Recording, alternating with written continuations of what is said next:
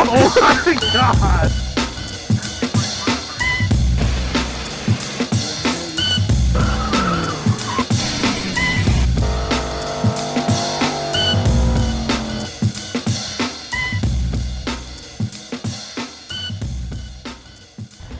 Alright, so quick update on Goldie Hawn. The gears are doing great. They're just about broke in, but I had to quit driving it because the transmission is acting a little weird. Basically, when I come to a stop and the truck's in gear, it tries to stall the engine out. Well, it usually does succeed at stalling the engine out. And that seems to be not really a common thing once you do the HD2 kit, but it's not an uncommon thing.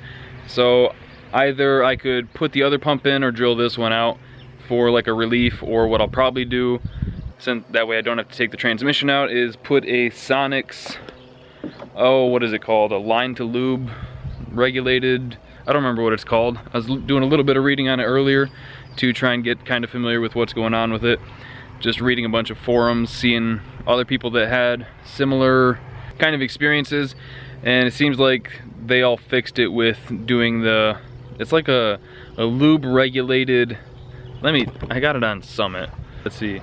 A Sonic's lube regulated pressure regulated valve. So since it's probably not a good idea to drive it today, we're gonna take the trusty old Suburban.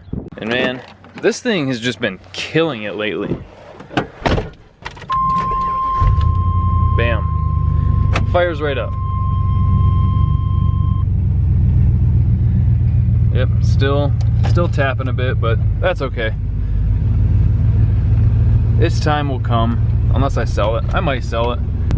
I've thought about selling it, but I would like to fix most of, oh, FedEx is here. What the fuck is FedEx doing? Alright, so that was some paperwork and stuff for the garage, which should be getting built. That was an awkward way to say it. Work on that should start in a couple weeks. The place that's building it for us is finishing up a house, and then they said as soon as they're done with that, they're gonna get started on this. A week ago, they said that it should only be about 3 weeks left of work on that, but I don't want to get my hopes up, so I'm going to say instead of 2 weeks, we'll give them benefit of the doubt. Rain could happen, could be about 3 weeks. We'll see. Should have a garage, shop, pole barn in a few weeks. Excited. And look at that, we're at the garage. Brought some goodies with me, got the exhaust builder kit. This is all just 2.5 inch. I was looking for some 2.25 initially, and then found this for a pretty good price, so I figured, screw it, I'll go with that. Why not? Maybe someday I'll need that extra little bit of flow.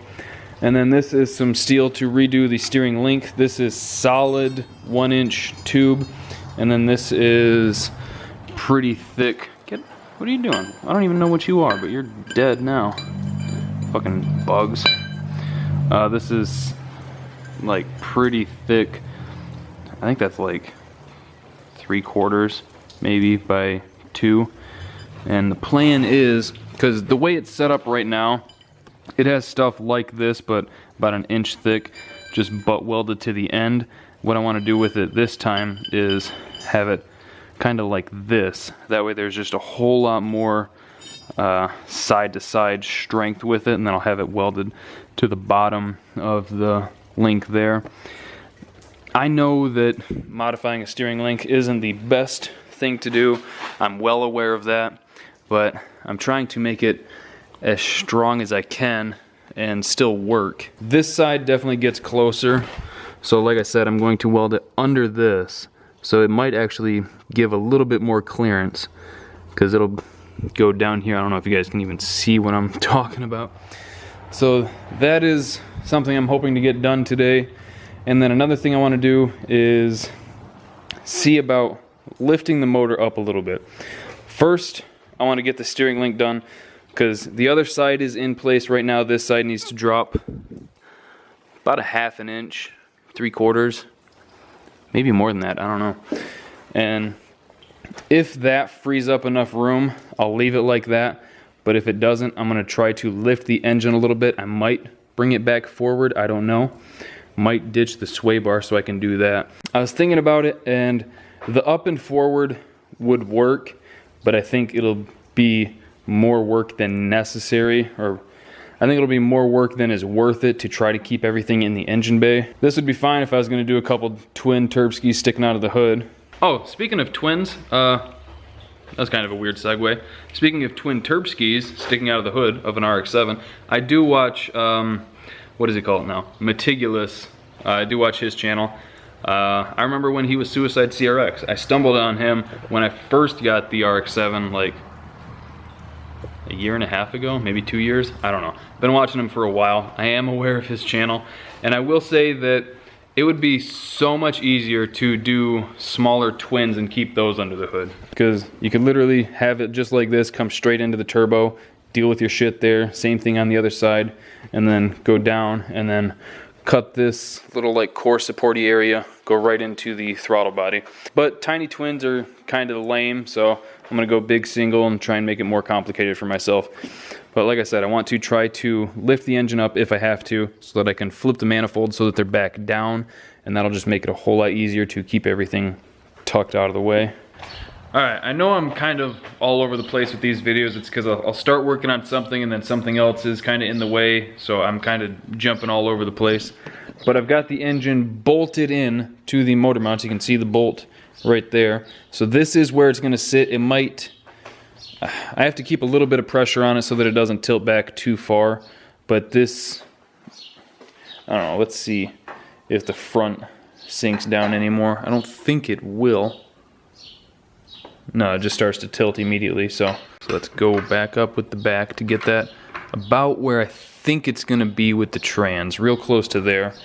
And we just barely missed. There's like 20 thousandths between right here in the steering box and maybe 40, 45 down there. So I do think I'm going to notch these out a little bit just for that little bit extra. And then I might heat wrap them or something just so that I don't shorten the life of the steering box too much. But down and forward is going to work, which means that I can't use like a F-body alternator mount because that would put the alternator right about here, which would be right in the way of that. So I'm gonna have to do some sort of higher mount, probably like right in here. I think ICT Billet has, I think that's what the company's called, has one that kicks it way out here. So I'll probably go with that, I think, unless the factory alternator mount works. If it's low enough to stay under the hood, then I'll just run that. But I think I can look on the Suburban actually to see where it is in relation to the head. Yeah. So for those of you who don't know, this is a 99 Suburban that actually has a 5.3 swapped into it. Okay, so this will be the same alternator bracket. Yeah, I think that might be too high. Let's see. I'll try to measure from the top of the valve cover to the top of the alternator and see where that puts us, but I think it's going to be too high. Yeah, I'm pretty sure it will be, because that'll put the top of the alternator right in there somewhere. Yeah, I don't think that's going to work. I mean, the thing, I could run it for the meantime and just leave the hood off it, but the ultimate plan is to get the hood on it and not do a cowl hood. There's something about like Japanese cars with like a Chevy style cowl hood that is just a big turn off for me. It's just, it doesn't look right. I'd rather honestly just cut holes in the hood around shit, but cutting a hole for the alternator is kind of lame. So I'm going to try my fucking hardest to keep that hood untouched. But yeah, this is where we're at. I'm gonna have to change that dipstick, not the dipstick, the oil fill tube. But I think we're gonna be looking good. Yeah, and I'll just clean this up, put the V-band there, run the tube down under the crank pulley, and then up and over. Yeah, I think over there will work better for the dump pipe. More room. Yeah, because I can have that come like up through here and then down, or straight up. That'll be kind of like a spur of the moment decision. And I cleaned up these cuts a little bit.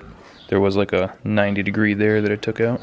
Yeah, I wanted to get the engine in before I went any further with that steering link. because I got it like kind of tacked together, and then I got a bunch of slop on it so that we can get it as tight as possible and then weld it in.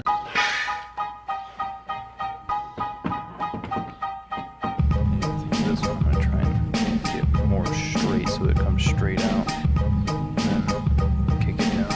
Yeah, I think I might start playing around with that a little bit, try and get an idea.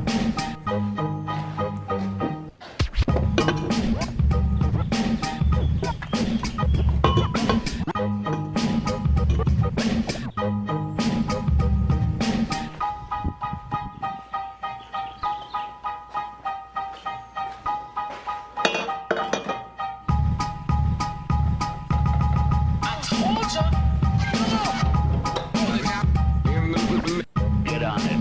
Done.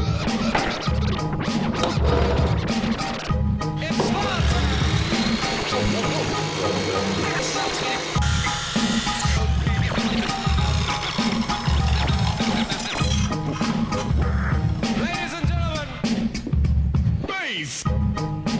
Redeemer full of call.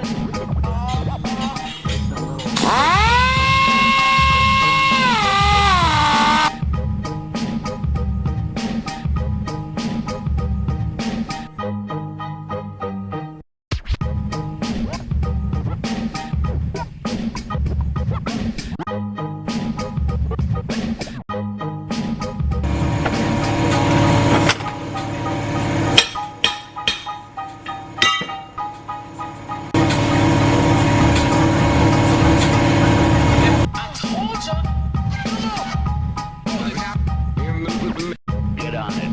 Done. It's start time.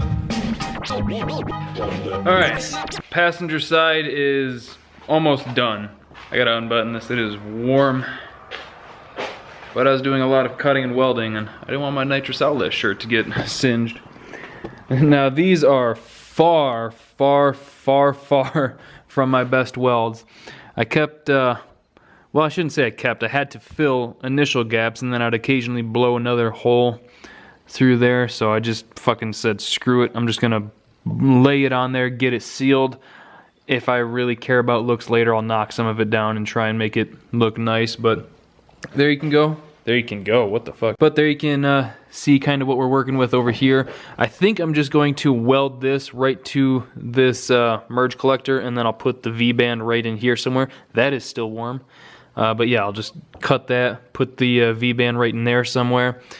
And then for this driver's side, I got this V-band tacked on here. I don't know if I showed that. And then I've got this 90 cut down. It's gonna kick down kind of like that, and I'm trying to figure out what pieces I want to use to get to the other side, because I'd like to use as little as possible, that way I can hold on to some of this, because I think Jack Black, I think his exhaust after the header collector is 2.5, so I might, if I can salvage enough of this, I want to use it on him.